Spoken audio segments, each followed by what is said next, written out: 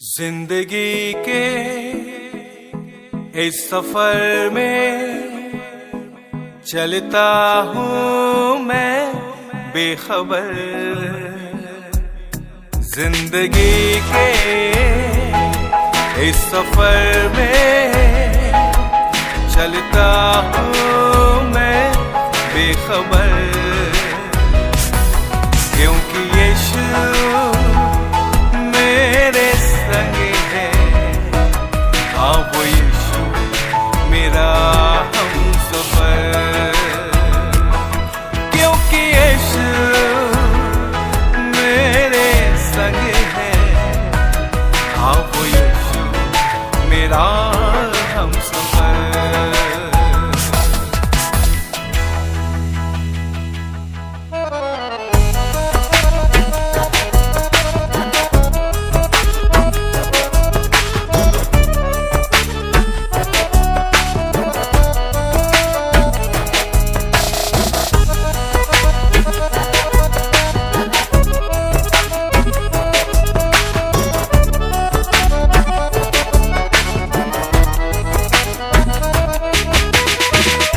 नजरे करम इस कदर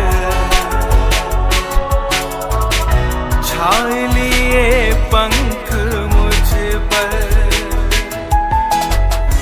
जब भी गिरा मैं अगर उठा लिया पंखों पर। ओ नजरे करम इस कदर छाए लिए पंख मुझ पर, जब भी गिरा मैं अगर उठा लिया पंखों पर।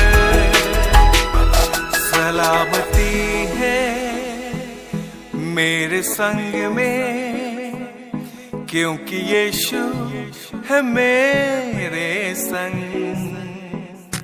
सलामती है मेरे संग में, क्योंकि यीशु है मेरे संग। क्योंकि यीशु मेरे संग है। हाँ, वो यीशु मेरा हमसफर, क्योंकि यीशु मेरे संग है। हाँ, वो यीशु मेरा हमसफर।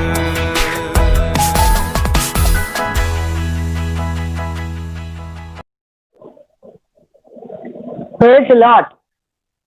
जय मसीह की। परमेश्वर का धन्यवाद करते हैं। एक बार फिर से हम लोग अपने प्रोग्राम निराशा में आशा को लेकर हाजिर हैं, जिसमें हम अलग अलग परमेश्वर के दासों की गवाहियों को आपके सम्मुख लेके आए हैं। सचमुच में ऐसा करने से हमें बहुत आशीष मिलती है, हमें बरकत मिलती है कि किस रीति से परमेश्वर ने उन लोगों के जीवन में कार्य किया। और जब परमेश्वर ने उन लोगों के जीवन में कार्य किया, अपने दासों के जीवन में कार्य किया, तो हमारे भी जीवन में कार्य करेगा, हमारी भी निराशा को आशा में बदल देगा। आज हम assembly of believer church Ghaziabad के पास्टर आलोक सिन्हा का गवाही को लेके आपके सम्मुख आए हैं। उनके जीवन के कुछ क्षणों को आपके सामने रखेंगे, उनसे गवाही सीखेंगे। लेकिन इससे पहले हम गवाही सुने, एक वचन को पढ़ लेना मांगूंगी। भजन संहिता 44 उसकी 3री आयत। क्योंकि वे ना तो अपनी तलवार के बल से इस देश के अधिकारी हुए और ना अपने बाहुबल से, परंतु तेरे दाहिने हाथ और तेरी भुजा और तेरे प्रमुख प्रसन्न मुख के कारण जयवंत हुए, क्योंकि तू उनको चाहता है। सचमुच परमेश्वर हमको चाहता है, हमें संभालता है, हिफाजत करता है। सचमुच हमें कीच से निकाल के उबार के लेके आता है। इसी रीति इनकी भी गवाही है। आज आलोक सिन्हा के गवाही को आज सुनेंगे उनके ही द्वारा। आइए हम उनसे मिलते हैं। प्रेज़ द लॉर्ड भैया। Praise the Lord. Praise the Lord. Praise the Lord भैया। आज इस निराशा से आशा प्रोग्राम में आपका स्वागत करते हैं, परमेश्वर का धन्यवाद करते हैं कि आपने अपना कीमती समय में से कुछ समय हमारे लिए निकाला और अपनी गवाही को हमारे साथ बांट रहे हैं। भैया मैं आपसे एक क्वेश्चन पूछना चाहूंगी कि आप अपना इंट्रोडक्शन दें और कैसे आपके जीवन में परमेश्वर ने निराशा को आशा में बदल दिया। Praise the Lord. सबसे पहले तो मैं परमेश्वर का धन्यवाद करता हूँ आज के सच्चे सुंदर समय के लिए, जिसमें मैं आपके साथ लाइव हो सकता हूँ या आप मुझे सुन सकते हैं। मैं धन्यवाद करता हूँ असेंबली ऑफ बिलीवर्स चर्च उत्तम नगर के लिए और वहाँ के खादिम डॉक्टर राजेंद्र राणा के लिए, बहन अनिमा राणा के लिए और उनकी पूरी टीम के लिए जो आज हमें लाइव होने में मदद कर रही है। जैसा आपको मालूम है, मेरा नाम आलोक सिन्हा है और मैं बिहार का रहने वाला हूँ और मेरा जन्म रांची में हुआ और मैं एक कायस्थ हिंदू फैमिली में पैदा हुआ और मैंने यीशु मसीह को सन 1991 में जाना, जब मैं दिल्ली में रह करके पढ़ाई कर रहा था और अपनी इंजीनियरिंग कंप्लीट कर रहा था एरोनॉटिक्स में। और तब उन दिनों में पटना से लौटते वक्त एक बार मेरा जाना लखनऊ हुआ और लखनऊ में पहुंचकर मैं अपनी एक आंटी के घर गया और उनके घर पहुंचकर हमने देखा कि उनके पास एक बाइबल रखी थी। मैंने उनसे पूछा कि अच्छा तो अब आप बाइबल पढ़ रही हैं? तो उन्होंने कहा हाँ मैं बाइबल पढ़ती हूँ। तो मैंने उनसे बाइबल लेकर के अलट पलट कर देखा और इतवार का दिन आया, क्योंकि मैं बहुत ही हिंदू धर्म के सब रीति रिवाजों में जुड़ा हुआ था। मेरे पापा एक अच्छे व्यक्ति थे और धार्मिक प्रवृत्ति के व्यक्ति थे। हमारे घर में पूजा पाठ करने का बहुत सिस्टम था, पूजा में सब लोग लगे रहते थे और मैं भी शिव की, हनुमान की, काली की, सबकी पूजा किया करता था। और 10 साल तक मैं कांवड़ लेकर गया था और कांवड़ लेकर के जाता था, खूब पूजा करता था। और जब तक मेरी पूजा नहीं होती थी तब तक मैं खाना नहीं खाता था। और हिंदू धर्म में जब तक आप नहाते नहीं हैं तब तक आप पूजा नहीं करते हैं। वो पहला लोटा जब आप पानी का अपने ऊपर डालते हैं तो आप मंत्रोच्चारण के साथ उस काम को करते हैं। और हम परमेश्वर का धन्यवाद करते हैं कि हम भी उसी व्यवस्था में पले बढ़े और अपने परिवार की उन धार्मिक रीति रिवाजों को सीखा और मैं एक धार्मिक व्यक्ति बन गया, उनके रिचुअल्स को पूरा करने लगा। और तब जब मैं लखनऊ में था तो मैंने अपनी आंटी से कहा कि क्या मैं आपके साथ चर्च चल सकता हूँ। जब इतवार के दिन वो चर्च जाने लगी तो उन्होंने मुझसे कहा था कि आप कहीं और चले जाओ, हम चर्च जा रहे हैं। और मैंने उनसे रिक्वेस्ट की क्या मैं भी आपके साथ चर्च जा सकता हूँ। और उन्होंने कहा अगर चलना है जल्दी से तैयार हो जाओ। तो मैंने जल्दी से नहा धो करके अपने आप को तैयार किया, पूजा की, मंत्रोच्चारण किया, हनुमान चालीसा पढ़ी। और ये सब कुछ पढ़ने के बाद जितनी पूजा मैं करता था, मैं हनुमान चालीसा, शिव चालीसा, दुर्गा सप्तती का पाठ करता था। और ये सब अपना पाठ वाठ करके जल्दी जल्दी तैयार होकर उनके साथ गया और चर्च पहुंचा। पहली बार assembly of believers church Sujanpura में मैं गया और वहां पर परमेश्वर के दास बिशप अगस्टस एंथनी ने आत्मा में भर करके प्रोफेसी करनी शुरू की। उन्होंने प्रोफेसीज की और तब मेरे लिए उन्होंने प्रोफेसी की, कहा कि मैंने तुमको परमेश्वर की महिमा के लिए बुलाया है और तू मेरी सेवा करेगा। मैंने तुझे, उन्होंने उर्दू में प्रोफेसीज करी और अन्य भाषाएं बोल रहे थे। मेरे लिए अन्य भाषा समझ से बाहर थी, उर्दू मुझे नहीं आती थी क्योंकि हम बिहार के रहने वाले, हमारी लैंग्वेज हिंदी थी। सो उन्होंने प्रोफेसी की और उनकी प्रोफेसी से हम उसके बाद लौट करके घर आए। घर आने के बाद अगले 3 दिनों तक हम चाह करके भी कोई पूजा नहीं कर पाए और बहुत कोशिश कर रहे थे। चैंटिंग सब याद थी, मंत्र आज भी सारे याद हैं, पर उन दिनों में कोई मंत्रोच्चारण नहीं कर पाए। और वो आंटी कहने लगी मुझे तो डर लग रहा है कि कहीं तुम्हें कुछ हो तो नहीं गया है। और फिर मैं उनके साथ ही रहा, फिर थर्सडे आ गया, फिर मैं दोबारा चर्च गया और यूं करके मैंने यीशु मसीह को जाना और धीमे धीमे करके जीवन परिवर्तित होने लगा और फिर मैं प्रभु यीशु मसीह के पास आ गया। मैंने अपना जीवन परमेश्वर को दिया और उसकी महिमा मैं ढूंढ रहा था तो हाँ परमेश्वर को, क्योंकि जब हम दुनिया के इन सब चीज़ों को कर रहे थे तब करते हुए हमें नहीं मालूम था कि मुक्ति, मोक्ष या साल्वेशन कैसे मिलेगा। हमें तो यही मालूम था एक जन्म होगा, फिर दूसरा जन्म होगा, फिर तीसरा जन्म होगा, बहुत सारे जन्म होंगे, अच्छे कर्म किए जाओ, काम करते रहो। लेकिन धीमे धीमे करके परमेश्वर ने जीवन बदलना शुरू किया और फिर करीब 1 महीने के बाद मैं दोबारा से चर्च में गया और अब तक जीवन काफ़ी परिवर्तित हो चुका था। उसके बाद मैंने परमेश्वर के दास ने एक दिन ऑल्टर कॉल दिया, बिशप टोनी ने एक दिन ऑल्टर कॉल दिया। उन्होंने कहा कौन कौन है जो अपने जीवन में परमेश्वर को ग्रहण करना चाहता है। तब मैंने अपना जीवन परमेश्वर के हाथों में दिया, तय किया कि मैं बपतिस्मा लूंगा और प्रभु के साथ चलूंगा। जी भैया, अभी आपने बताया कि सच में आप इतने एजुकेटेड हैं, आपने एरोनॉटिकल इंजीनियरिंग करी और इतना सब पढ़ने के बावजूद आपने परमेश्वर को ग्रहण किया। कई बार लोग कहते हैं, जैसे आम लोगों की धारणाएं हैं, क्रिश्चियन लोग ज्यादा पढ़े लिखे नहीं होते हैं और ज्यादा पढ़े लिखते नहीं है, इसलिए ये सब बड़ी बड़ी बातें करते हैं। और कुछ लोग ये भी कहते हैं कि बहुत पढ़े लिखे होते हैं। मतलब इतना हिंदू फैमिली से आया और उसके बाद अच्छा पढ़े लिखने के बावजूद किस चीज बात ने आपको इंस्पायर किया कि आप परमेश्वर के दास बने? देखिए, जब मैंने यीशु मसीह को ग्रहण किया तब जब मेरा जीवन, इससे पहले जैसा आपको मालूम है स्टूडेंट लाइफ में थे, बिहार में थे, वहाँ रहते थे, तो हर तरह की जीवन था और अच्छे लोगों की संगति नहीं थी। दोस्त भी सब साथ में शराब पीते थे, सिगरेट पीते थे, नशा किया करते थे, बुरे कामों में इन्वॉल्व थे, लड़ाई झगड़ों में, मारपीट में, सब चीज़ों में लगे रहते थे।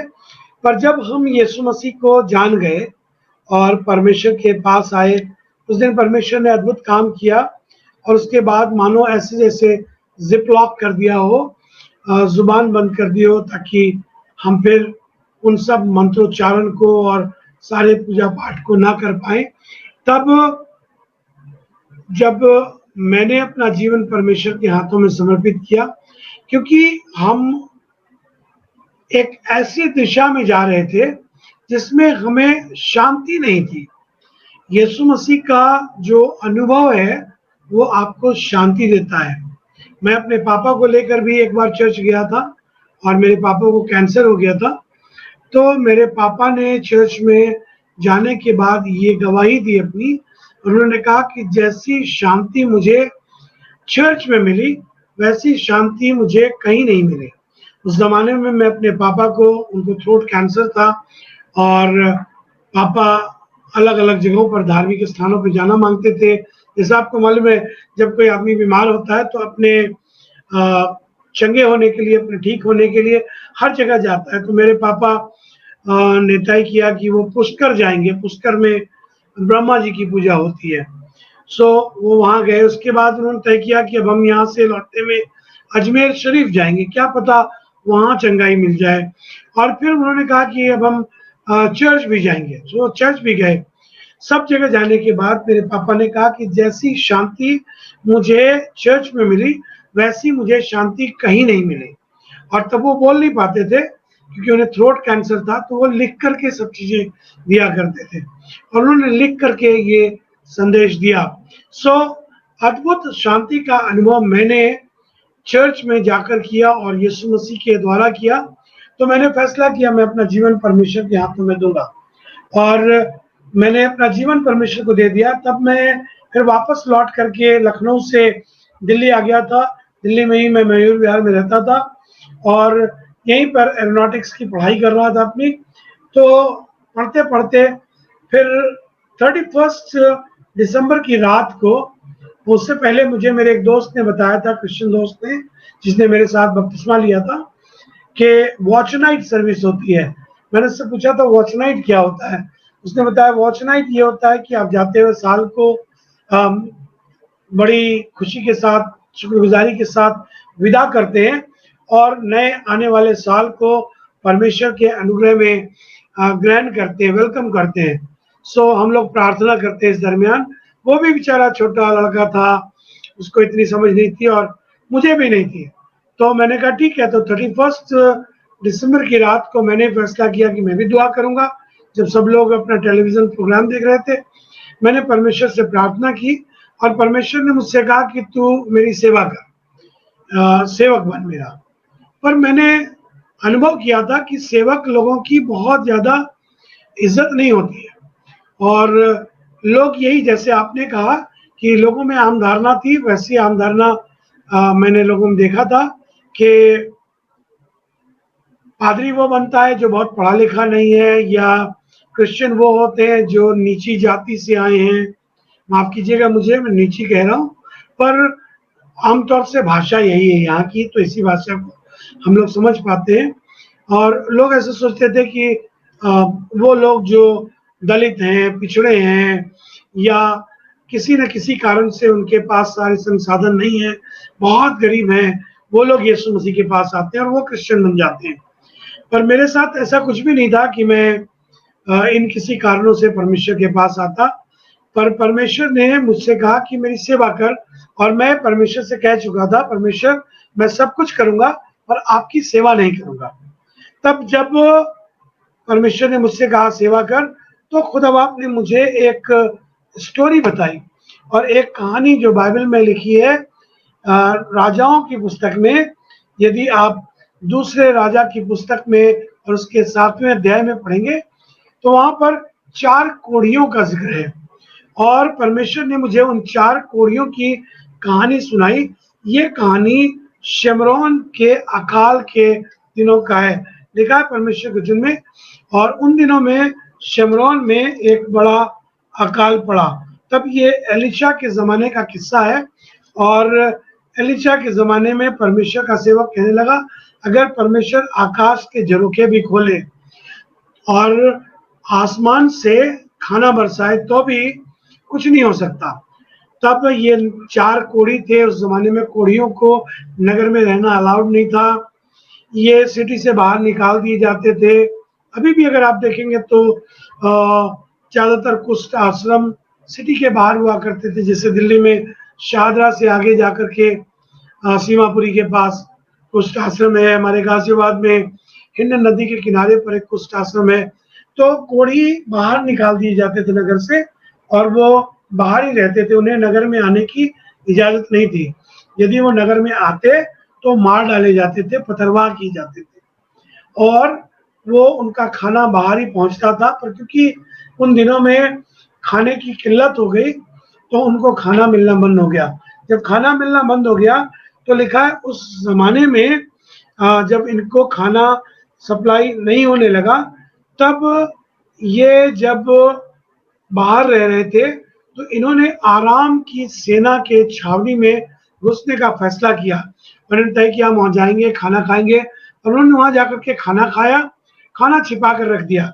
तब परमेश्वर ने मुझे इस कहानी के बाद ये बताया कि आलोक, तुम्हारी भी स्थिति उन कोढ़ियों की तरह है, तुम्हें तो यीशु मिल गया है, शांति का दाता परमेश्वर, वो परमेश्वर जिसकी तलाश पूरी दुनिया कर रही है। मोक्ष कैसे प्राप्त होगा, शांति कैसे मिलेगी। हम दिन रात पूजा करते थे, पूजा अर्चना किया करते थे, सब मंत्र पढ़ते थे, कभी यहाँ तीर्थ जा रहे हैं, कभी वहाँ तीर्थ जा रहे हैं, सिर्फ इस आशा में कि हमें कहीं से तो शांति मिलेगी या कहीं से मोक्ष मिल जाएगा। पर अब मुझे यीशु मसीह मिल गया, बहुत शांति मिली। तो परमेश्वर ने कहा ये अच्छा नहीं है। तब परमेश्वर ने मुझे उन 4 कोढ़ियों का कन्वर्सेशन याद दिलाया और वो कन्वर्सेशन मैं आपके साथ बाइबल में पढ़ रहा हूँ। वहां पर लिखा है, तब वे आपस में कहने लगे कि जो हम कर रहे हैं वो अच्छा काम नहीं है, ये आनंद के समाचार का दिन है, परंतु हम किसी को नहीं बताते। जो हम पाँव फटने तक ठहरे रहे तो हमको दंड मिलेगा। सो आओ हम राजा के घराने के पास जाकर ये बात बतला दें। इंग्लिश की बात में लिखा, if we wait till the morning we will get some kind of punishment, so let's go to the king's house. King's house क्या है? ये यीशु मसीह का, परमेश्वर का घराना है। सृष्टिकर्ता ने सबको बनाया। जात धर्म में हम लोगों ने बांट दिया, पर सृष्टिकर्ता ने सबकी रचना की है। वो नहीं चाहता कि मैं परमेश्वर को जान जाऊं, पर मेरे घराने के लोग, मेरा घराना कौन सा है? ये मेरी फैमिली या स्नैप फैमिली नहीं। परमेश्वर ने मुझसे कहा, आलोक तेरे जैसे बहुत से लोग हैं जिनको यीशु मसीह के बारे में कुछ नहीं मालूम।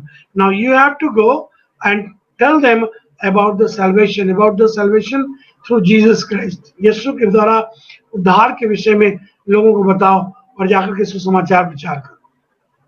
तो मैं परमेश्वर के पास आ गया और मैंने यीशु मसीह को अपना जीवन दे दिया और फिर मैंने तय किया कि मैं परमेश्वर की सेवा करूंगा और सुसमाचार लोगों के बीच में जाकर के फैलाऊंगा। ये जब कोढ़ी जाया करते थे तो होता क्या था कि कोढ़ियों को नगर में प्रवेश करना वर्जित था। ये अपने जान प्राण का रिस्क लेकर जाते थे, इसलिए कि कोई हो सकता था इन्हें पत्थर मार मार के मार डाले।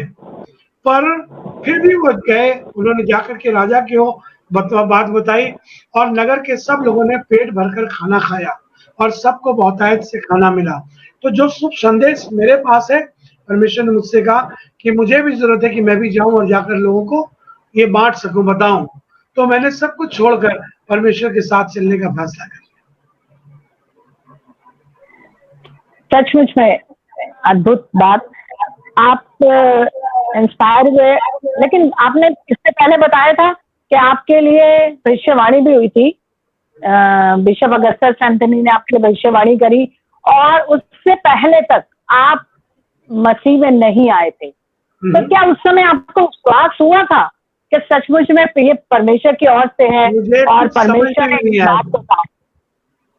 मैं आपको सच बताऊं तो मुझे कुछ समझ में ही नहीं आया कि उन्होंने क्या कहा, क्योंकि वो अन्य भाषा बोल रहे थे पवित्र आत्मा से भरकर। हमें अन्य भाषा पहली बार सुनी थी जिंदगी में और वो उर्दू में बोल रहे थे। उर्दू मेरी, जैसे मैंने आपको बताया, मेरी मातृभाषा नहीं है, सो उर्दू समझ में नहीं आ रही थी। और जो कुछ उन्होंने बोला, उन्होंने कहा कि मैं खुदावंद खुदा, मैंने तुझको नाम लेकर बुलाया है और तू मेरी खिदमत करेगा। मैंने तुझे गैर कौमों से बुलाया है। मुझे कौम वौम मालूम नहीं था, कौम क्या होता है और खिदमत क्या होती है, खुदा क्या होता है। हम तो ये सब जानते ही नहीं थे, इसलिए हमें उनकी बातों पे कुछ भी समझ में नहीं आया था और यकीन भी नहीं आया था। जी, एक और सवाल। अब आपको लगभग कई साल हो गए हैं सेवकाई करते हुए और आप गाजियाबाद में सेवकाई करते हैं, तो लेकिन कभी ऐसा समय आया हो आपके जीवन में जब आपको निराशाओं का सामना करना पड़ा हो? उस समय किस रीति आपको आशा मिली और आपकी निराशा आशा में बदल गई? देखिए, परमेश्वर के साथ यदि आप चलेंगे तो पहली बात तो मैं ये बताना मांगता हूँ कि उसमें कुछ भी निराशा नहीं होती है। मुझे यीशु मसीह के साथ चलते चलते 29 साल हो गए। It has been 29 years walking with Christ. 29 साल। उतार चढ़ाव तो कई बार आते हैं, लेकिन परमेश्वर के साथ चलते चलते आप निराश नहीं होते हैं। आपके पास एक बड़ी आशा है।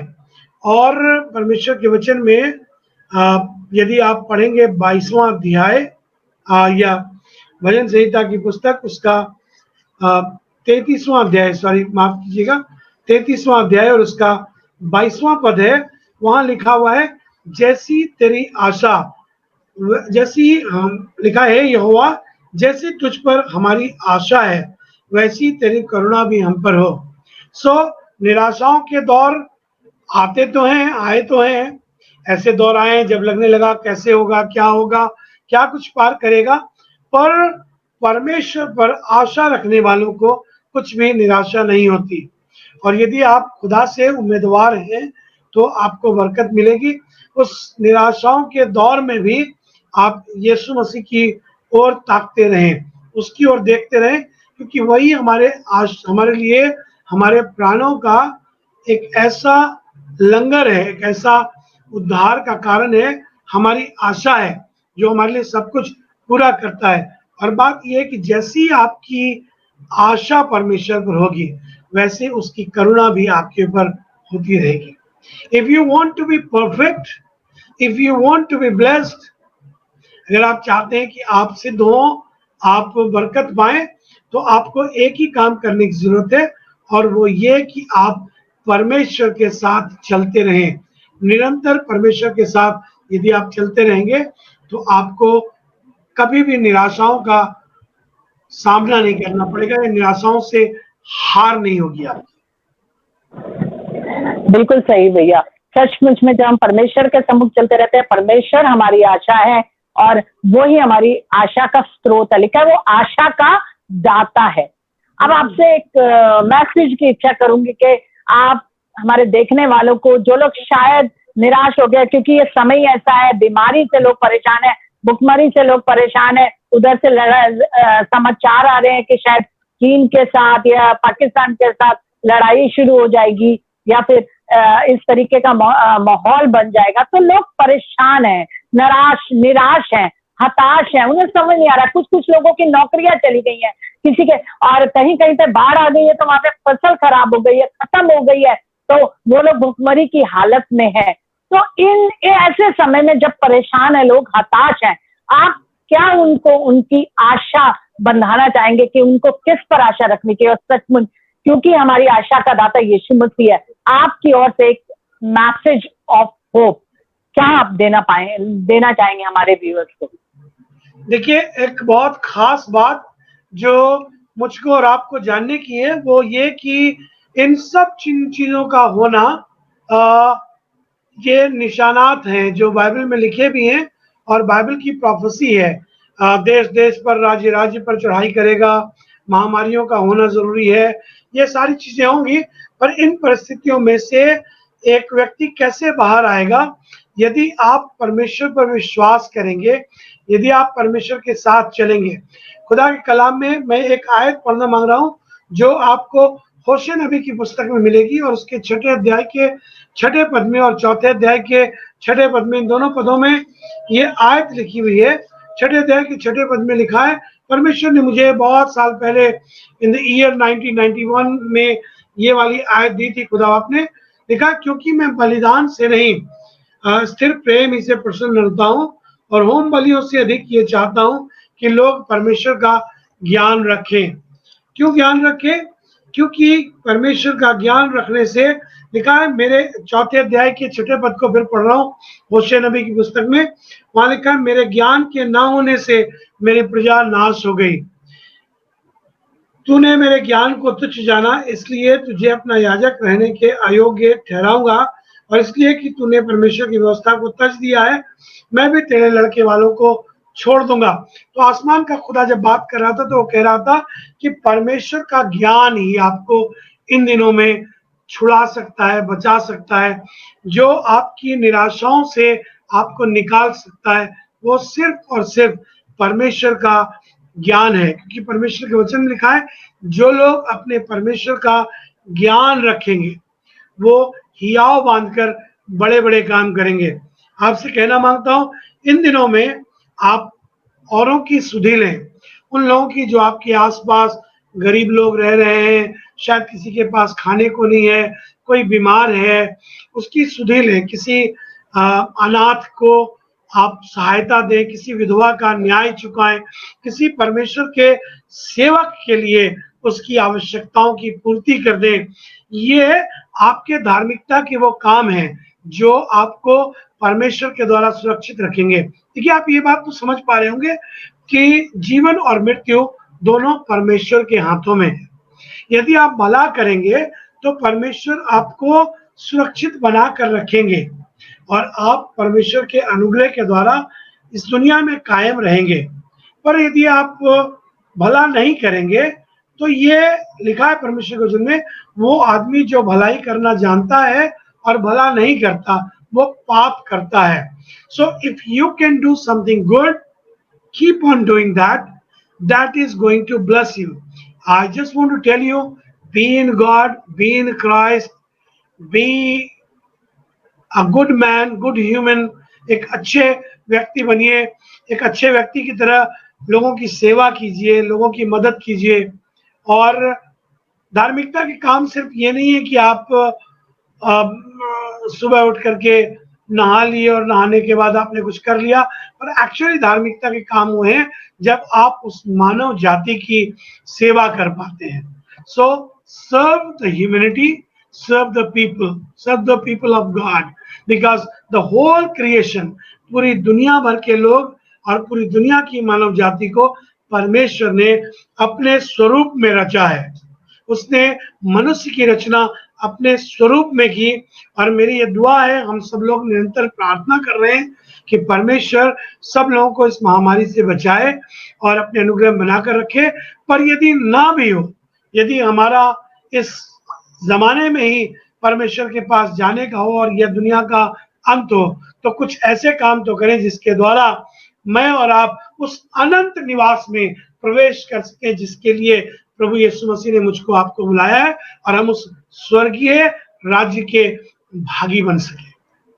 खुदा आप सबको बरकत दे।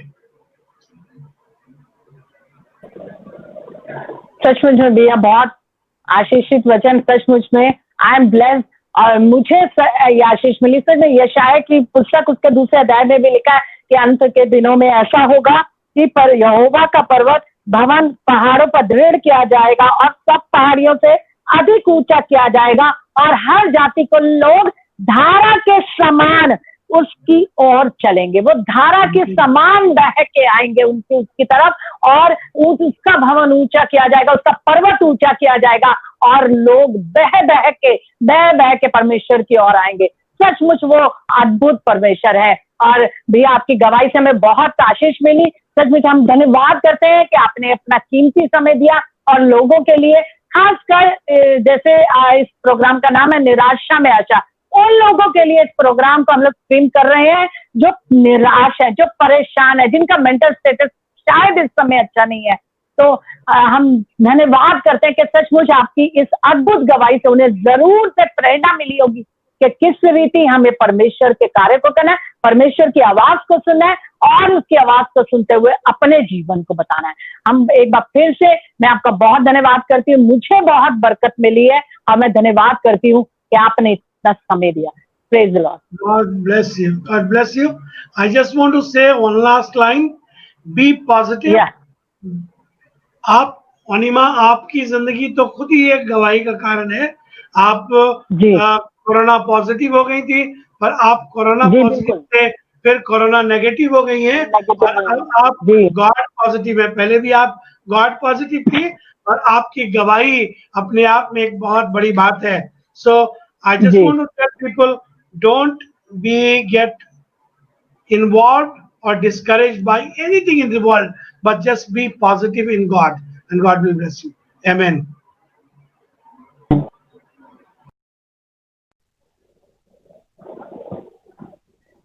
सचमुच में, और आपने देखा कि कितने अद्भुत रीति से उन्होंने समझाया। वो एक अन्य जाति परिवार में से आए, अन्य जातियों में से आए, और परमेश्वर ने उन्हें संभाला और परमेश्वर ने उन्हें अपने लिए खड़ा किया। इसी रीति हमारे भी जीवन में हो सकता है। हम भी उनके जीवन से, यदि परमेश्वर ने उनके जीवन में निराशाओं को आशा में बदल दिया, तो वह हमारे जीवन में भी निराशा को आशा में बदल देगा और हमें संभाल लेगा। निराश होने की जरूरत नहीं है, हताश होने की जरूरत नहीं है।